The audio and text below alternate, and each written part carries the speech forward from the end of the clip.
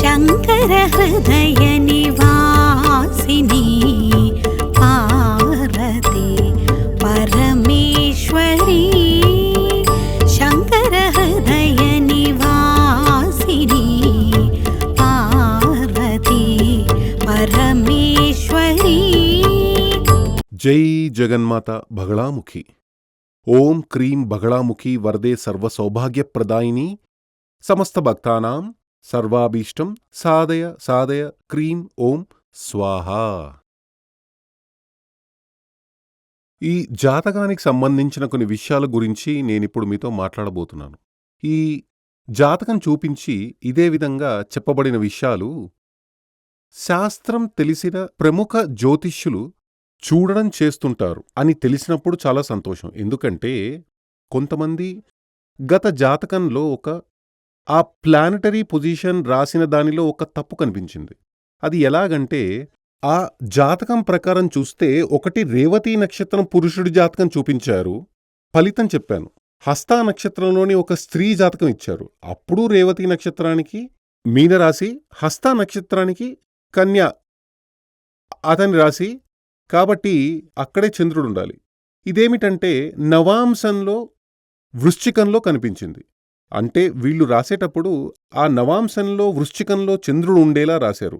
అదే ఇప్పుడు తప్పు జరిగిపోయింది. అది ఇద్దరు ముగ్గురు నాకు చాలా గర్వంగా అనిపించింది. ఒక వ్యక్తి ఢిల్లీలో ఉండే వ్యక్తి, ఒక వ్యక్తి తంజావూరులో ఉండే వ్యక్తి, ఇంకో వ్యక్తి సింగపూర్లో ఉండే వ్యక్తి. వీళ్ళంతా జ్యోతిష్యులు.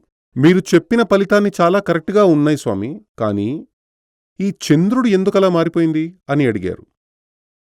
ఎందుకంటే అలా చెప్పిన వ్యక్తులకు నేను చాలా థ్యాంక్స్ చెప్తున్నాను. బాగా పరిశోధించి ఇందులో ఉన్న ప్లస్ మైనస్ మీరు చెప్పండి. అదేవిధంగా మీరు కూడా రండి, మన హిందూ మతంలో నిక్షిప్తమైన ఉన్న ఆ కళను పూర్తిగా బయటకు తీద్దామన్నారు. రండి. ఒక జన్మ, మనిషి జన్మ లభించినప్పుడు ఊరికే బ్రతికామా, చనిపోయామా, వెళ్ళామా అనేలా ఉండకూడదు. సాధించాలి. మీరు రండి, మనం కలిసి చేద్దాం. ఓకే, ఇప్పుడు విషయానికి వద్దాం.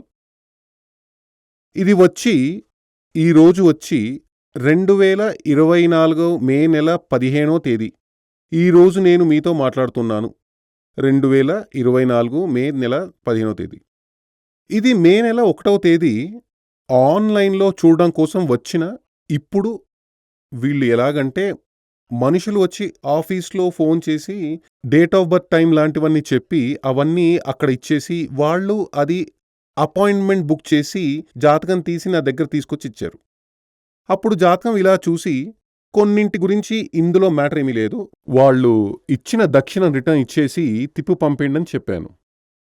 చూడాల్సిన విషయం ఉంటే కొన్నింట్లో ప్రశ్న పెట్టాల్సి ఉంది, దీనిని రేపు చూద్దాం, రేపు ప్రశ్న పెట్టినప్పుడు ఇది ఇవ్వు అని చెప్పాను. కొన్నింటి విషయంలో సరే ఆ రోజు చూసి ఫలితం చెప్తాను. ఇది 1వ తేదీ వచ్చిన జాతకం అయినప్పటికీ చూడండి 12 ఏళ్లు కలిగిన ఒక చిన్నారి జాతకం ఇది. అప్పుడు ఇలా చూసి నేను చెప్పాను, ఈ జాతకంలో సమస్య కొంచెం సీరియస్గా ఉంది, ఈ అమ్మాయి పేరెంట్స్ జాతకం కూడా తీసుకోవాలి అని చెప్పాను. అప్పుడు ఆఫీస్లో ఉన్నవాళ్ళు చెప్పారు, ఓకే స్వామి అది తీసుకుంటామని వాళ్ళు చెప్పారు. ఇంతలో 4-5 రోజులు గడిచిపోయాయి, ఆ జాతకం రానేలేదు, నా దగ్గరికి పేరెంట్స్ జాతకం రానేలేదు. మరోసారి ఇదే జాతకం నా దగ్గర వచ్చింది.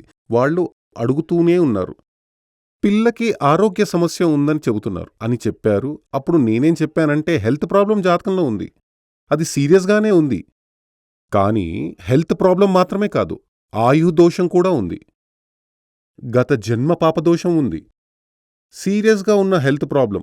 అదేమిటంటే జాతకం ప్రకారం అంగారకుడికి 1, 2, 3, 4 అంటే అంగారుడికి ఉన్న చోటు నుండి 4వ స్థానంలో దృష్టి ఉంది. అంగారుడికి రాహుని చూస్తున్నాడు, దృష్టి ఉంది. అంగారకుడికి రాహు కాంబినేషన్ క్యాన్సర్ అని గతంలో చాలాసార్లు చెప్పాను. ఇందులో అంటే మా వాళ్ళు చెప్పారు ఏదో హెల్త్ ప్రాబ్లం ఒకటే చెప్పారు, ఏదో హెల్త్ ప్రాబ్లమే కాదు సీరియస్గా ఉంది, అది క్యాన్సరే అని చెప్పాను. తర్వాత 2-3 సార్లు ఈ జాతకం చూసినప్పుడల్లా ఏదో కారణంతో అది వాయిదా పడుతూ వచ్చింది. ఇంతలో ఒక రోజు మేము బెంగుళూరు వెళ్ళాము. బెంగుళూరులో ఉన్నప్పుడు అక్కడ ఒక మీటింగ్ ఉండేది. అప్పుడు చాలామంది వచ్చి కలుస్తున్నారు. వాళ్ళంతా జాతకం చూసుకుని వెళ్ళేటప్పుడు ఆ తర్వాత ఆన్లైన్ చూడాలి. మరోసారి ఈ జాతకం తీసుకొచ్చిచ్చారు. వాళ్ళు వెయిట్ చేస్తూనే ఉన్నారు. చాలా రోజులయిందని చెప్పారు. అప్పుడు నేను చెప్పాను, అది సీరియస్ మ్యాటర్, దానికి ప్రశ్న పెట్టాలి, అష్టవర్గం కూడా తీయాలి. తీసిన తర్వాతే దాని ఫలం చెప్పాలని చెప్పాను. మళ్ళీ ఇక్కడ సూర్యమంగళానికి వచ్చేశారు. ఇక్కడ అష్టవర్గం తీసిచ్చారు. ఈరోజు నేను మొదట్లో చెప్పాను, ఈరోజు 15వ తేదీ. ఈ జాతకం నిన్న 14వ తేదీ మంగళవారం, ఈరోజు 15వ తేదీ బుధవారం. నిన్న 14వ తేదీ మంగళవారం. అప్పటికి ఈ జాతకం ఆ వ్యక్తుల దగ్గర, అంటే ఇతని యొక్క ఈ చిన్నారి యొక్క పేరెంట్స్ దగ్గర ఆ మీటింగ్ టైం కలిసి వచ్చింది. ఆయన లైన్లో వచ్చారు. నేను మాట్లాడాను. ఇవన్నీ చూసి చెప్పాను, కొంచెం సమస్య ఉంది. జాతకం ప్రకారం పరిస్థితి చాలా అధ్వానంగా ఉంది. ఈ మే నెల, ఈ నెలలో ఈ పిల్లకి సంబంధించినంత వరకు చాలా డేంజర్గానే ఉంది. ప్రాణానికే ప్రమాదం రావచ్చు. దీనికి పరిహారం చేసినప్పటికీ వర్కౌట్ కాదు. పరిహారం చేస్తే వర్కౌట్ అవుతుందా అని తెలుసుకోవడానికి కోసమే పేరెంట్స్ జాతకం అడిగాను. కానీ మీరు ఇప్పటి వరకు అది ఇవ్వనే లేదు. కానీ ఈ జాతకం ప్రకారం మాత్రమే ఫలితం చెప్పాలంటే చిన్నారి ప్రాణానికి ప్రమాదం ఉంది. కాబట్టి మీరు దీనికి పరిహారం చేయడం కోసం జాతకం చూపించిన ప్రయోజనమే లేదు. ప్లస్ పరిస్థితి సీరియస్గానే ఉంది. అలాగే కొన్ని దుష్ట ప్రభావాల వల్ల కూడా ప్రతికూలత జరుగుతున్నట్లు కనిపిస్తోంది. దుష్ట ప్రభావం ఉందని మీకు ముందే తెలుసా? అవును స్వామి, దుష్ట ప్రభావం ఉందని చాలామంది ఎప్పుడో చెప్పారు. అది మాకు చాలా క్లియర్గా తెలుసు. మరైతే దానికోసం ఎందుకు పరిహారం చేయలేదని అడిగాను. ఏమో అలా జరగలేదు అని చెబుతూ ఆయన చాలా బాధపడ్డారు. అన్నీ చెప్పి ముగించిన తర్వాత ఆయన ఏం చెప్పారంటే, స్వామి, ఇది నేను మీకు 1వ తేదీ ఈ జాతకం ఇచ్చాను. ఆ తర్వాత ఇప్పటి వరకు సమాధానం రాలేదు. అమావాస్య రోజున చెప్పారు, మీ ఆఫీస్ నుండి ఫోన్ చేసి ఏమైంది త్వరగా చూడండి అంటే స్వామి పేరెంట్స్ జాతకం కూడా అడిగారు. మీరు అది మాకు పంపండి. ప్లస్ రేపు అమావాస్య ఉంది కాబట్టి అమావాస్య యాగం ఒక 1116 చెల్లించి పిల్ల పేరు మీద ఒక అమావాస్య యాగం చేసుకోండి అని చెప్పాను. మేము దానికి డబ్బు కూడా పంపించాము. కానీ 6వ తేదీ పిల్ల చనిపోయింది. అంటే పిల్ల 6వ తేదీ చనిపోయింది అని ఆయన చెప్పాడు.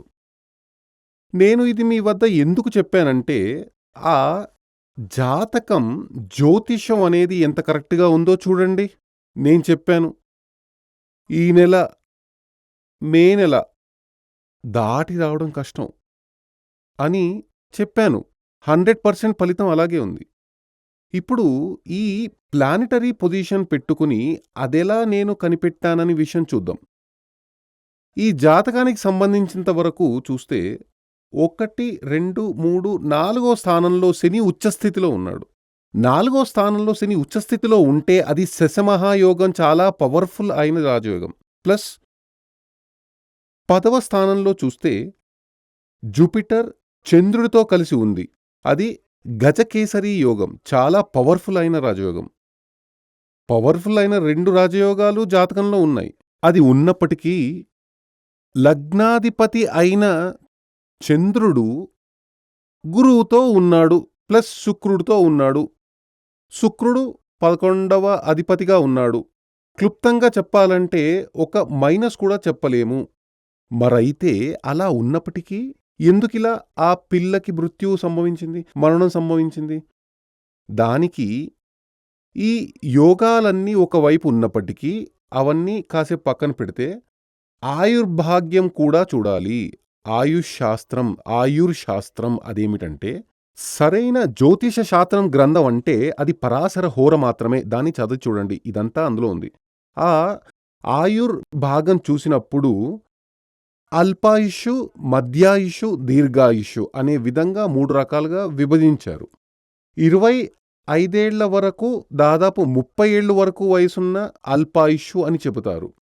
30 నుండి దాదాపు 50 వరకు, 60 వరకు మధ్యాయుషు, ఆ తర్వాత 80, 85 వరకు, 120 వరకు జ్యోతిష గ్రంథంలో ఉంది. కానీ ఈ కాలంలో అంతవరకు సాధ్యం కాదు. అది దీర్ఘాయుషు అని అంటారు. దాని ప్రకారం అల్పాయుషు, మధ్యాయుషు, దీర్ఘాయుషు. ఇందులో ఈ పిల్లకి అది అంటే అల్పాయుషు కదా, చిన్న వయసులోనే చనిపోయింది. కాబట్టి ఇక్కడ మనం చూస్తే సరిగ్గా చెప్పాలంటే అల్పాయుషు గురించి శాస్త్రం అంటే అల్పాయుషు అన్నప్పటికీ 25, 30 వరకు అన్నాను కదా! ఈ పిల్లకి 12 ఏళ్ళు మాత్రమే నిండాయి. 12 ఏళ్లకే చనిపోయింది. దీనికి ఓ శాస్త్రం ఉంది. లగ్నాధిపతి బలం లేని గ్రహంగా ఉంది. లగ్నాధిపతి బలం లేని గ్రహంగా ఉంది. అష్టమాధిపతి కేంద్రంలో ఉంటే అది అల్పాయుషు. ఇందులో 5వ స్థానంలో రాహుతో ఉంటే అల్పాయుష్యులో కూడా సగమే అని ఆ శాస్త్రం చెబుతోంది. అర్థమైందా? అంటే లగ్నానికి అధిపతిగా ఉన్న గ్రహం బలం లేనిదిగా ఉండాలి. ఇక్కడ లగ్నానికి అధిపతిగా ఉన్నది చంద్రుడు. కటక లగ్నానికి అధిపతి చంద్రుడు. కానీ ఇక్కడ చూసినప్పుడు ఈ పిల్ల జాతకంలో శుక్లపక్ష చతుర్థిలో ఈ పిల్ల పుట్టింది.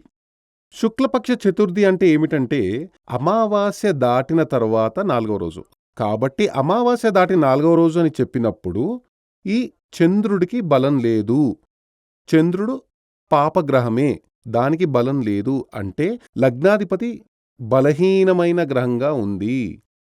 తర్వాత విషయం అష్టమాధిపతి 1, 2, 3, 4, 5, 6, 7, 8 ఇదే అష్టమం, ఆయుర్స్థానం.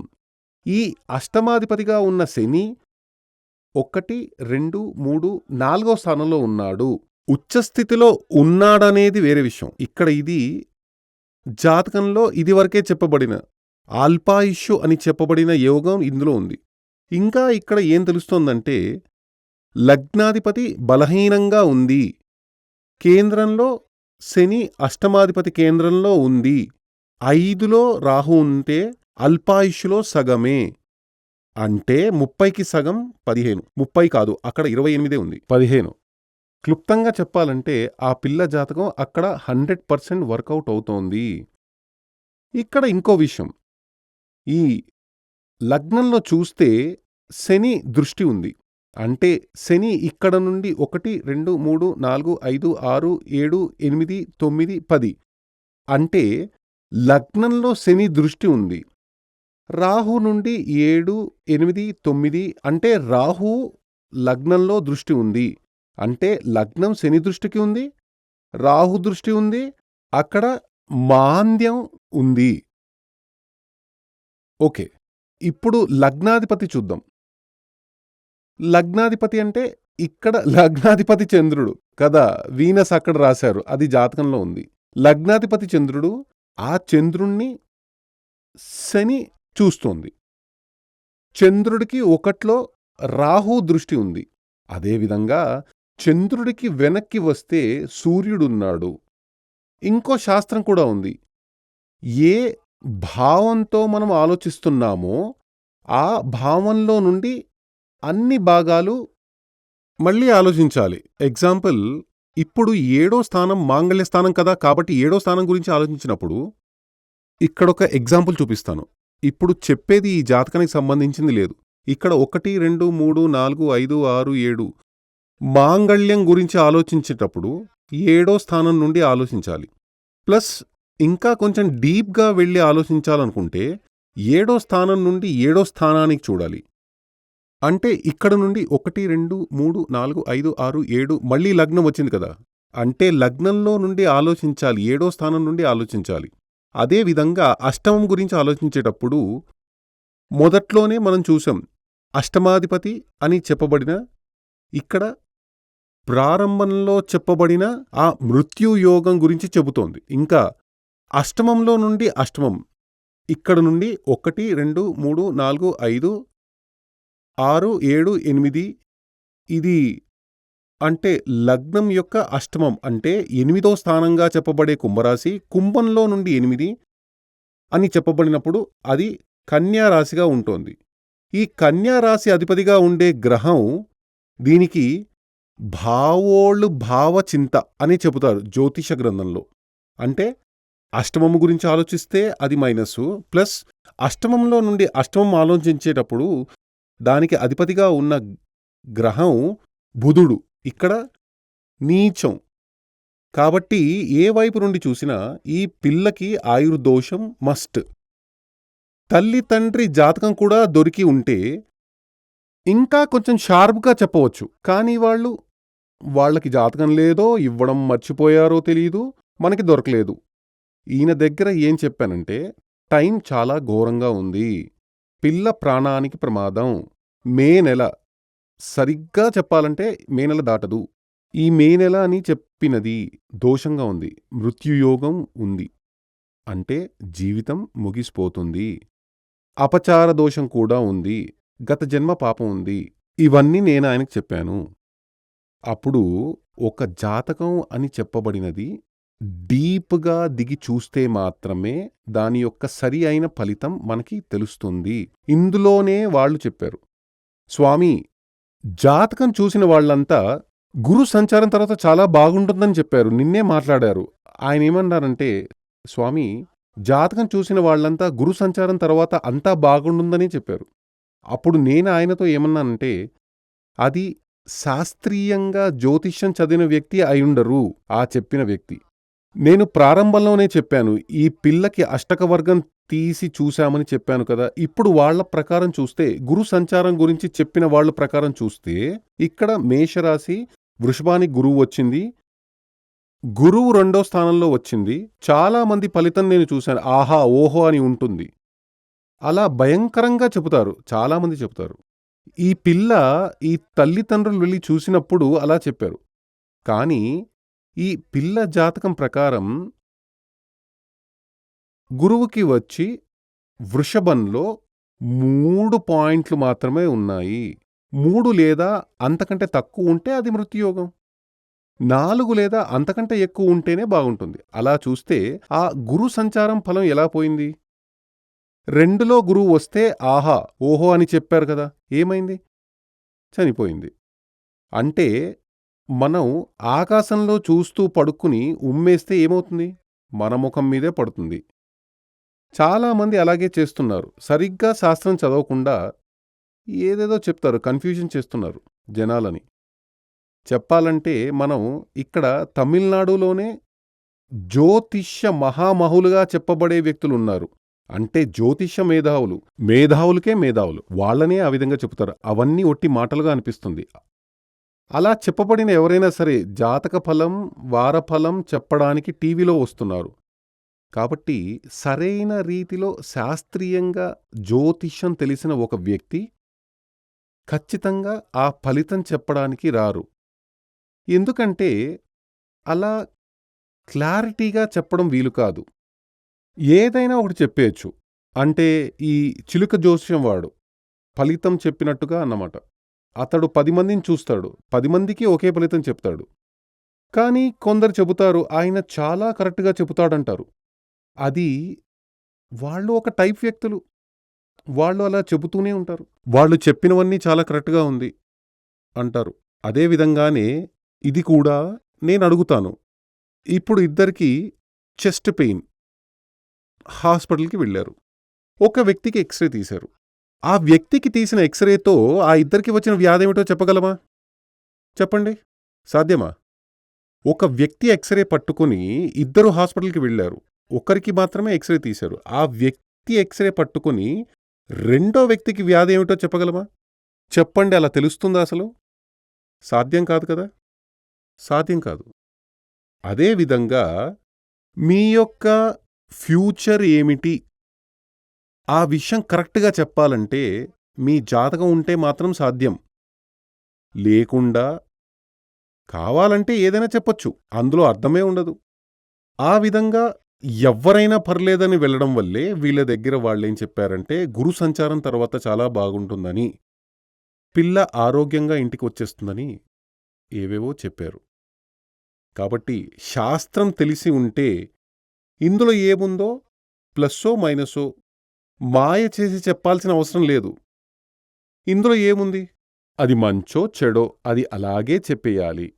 ఒక జ్యోతిష్యం చదివిన ఆచార్యుడి యొక్క కర్తవ్యం. గొప్పలు చెప్పుకోకూడదు. ప్రతికూలంగానూ చెప్పకూడదు. ఇందులో ఏముందో అది అలాగే చెప్పేయాలి. అది అలాగే చెప్పి ఉంటే ఒకవేళ ఈ పిల్లకి నేనైతే జాతకంలో ఆయుర్దోషం, అల్పాయుష్షు అని చెప్పబడినది సీరియస్‌గానే ఉంది. ఇక ఇందులో నుండి బయటకు వచ్చే అవకాశం ఉంది అని వాళ్ళ పేరెంట్స్ జాతకం ఉంటే చెప్పగలిగేవాడిని. కానీ వాళ్ళు జాతకం లేదు. ఏమో వాళ్ళు సూర్యమంగళానికి ఆ జాతకం పంపనే లేదు.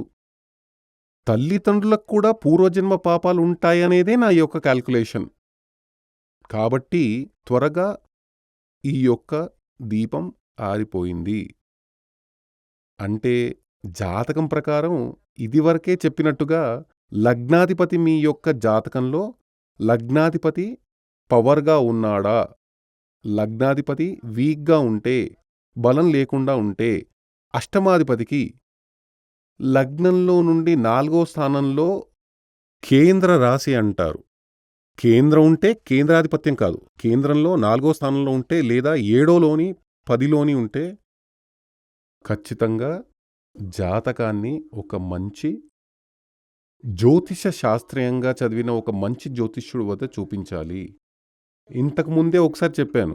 మృత్యు అని చెప్పబడినది 101 విధాల్లో ఉంటుంది.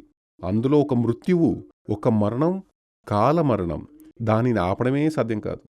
మిగిలిన 100 మరణాలేవి అకాల మరణాలు. అకాల మరణాలు సంభవిస్తాయి. వాటిని అడ్డుకోవచ్చు ఖచ్చితంగా. దానంతటికీ ముందుగా ఏం కావాలి? మన యొక్క జాతకం.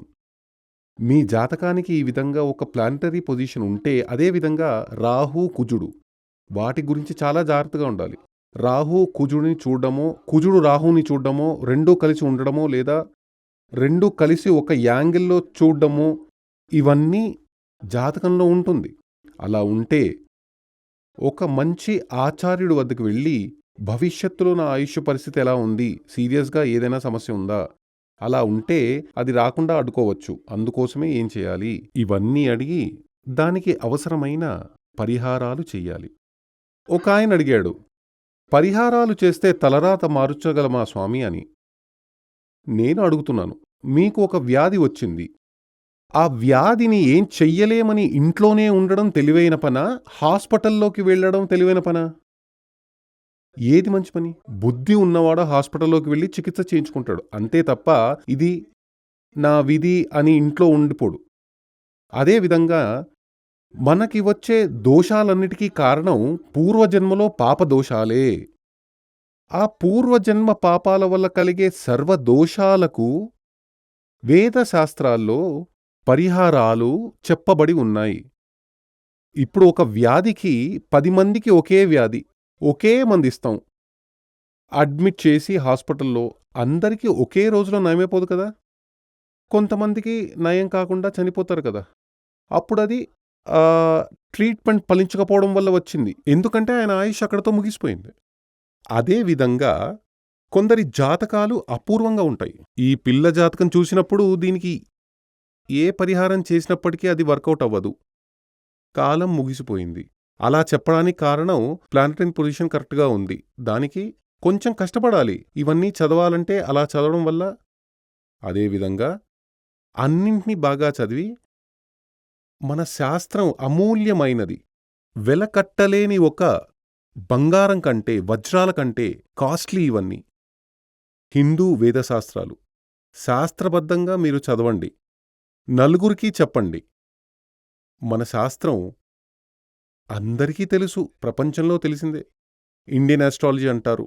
అయినప్పటికీ దాని యొక్క మహత్యం ప్రపంచవ్యాప్తంగా ఈరోజు యోగశాస్త్రం వ్యాప్తించినట్టుగా ఇది అందరికీ తెలుసు. కానీ రహస్యంగా వచ్చి చూస్తున్నారు. పబ్లిక్గా ఎవరు చెప్పారు? అదేమి శాస్త్రమో అలా ఎందుకు తెలియడం లేదో. ఓకే, మహాదేవి అనుగ్రహంతో మీకు ఆయురారోగ్య ఐశ్వర్య సిద్ధి కలగాలని ఆశీర్వదిస్తున్నాను. మళ్ళీ ఇంకోసారి చెబుతున్నాను, ఈ జాతకాలు ఇంతకు ముందే చూసి నాకు కొన్ని సలహాలిచ్చారు, కొన్ని ఒపీనియన్స్ చెప్పారు. ఆ మహాత్ములకు ఖచ్చితంగా కృతజ్ఞత తెలియజేస్తున్నాను. శ్రీ సూర్యమంగళం అద్వైత వేద విద్యాపీఠంలో తాంత్రిక పూజల్లో సిద్ధహస్తులైన ఎందరో ఆచార్యులు అమావాస్య, పౌర్ణమి రోజుల్లో ప్రత్యేక యాగాలు నిర్వహిస్తారు. ఈ యాగాల్లో పాల్గొనడం ద్వారా తల్లి శ్రీ బగళాముఖీదేవి అనుగ్రహం వల్ల సర్వదోషాలూ పోయి సకల సౌభాగ్యాలు మనకు కలుగుతాయి. శ్రీ సూర్యమంగళం అద్వైత వేద విద్యాపీఠం జ్యోతిష్యం, ప్రశ్నలు, వాస్తు, తాంత్రిక పూజలు మరియు వేదయాగాలు నిర్వహిస్తారు. సంప్రదించవలసిన నంబర్ 7305442299 7305442299. చెన్నై, కోయంబత్తూర్, బెంగళూరు, హైదరాబాద్, విజయవాడ, ఢిల్లీ, ముంబై, తిరునల్వేలి, టెక్సాస్.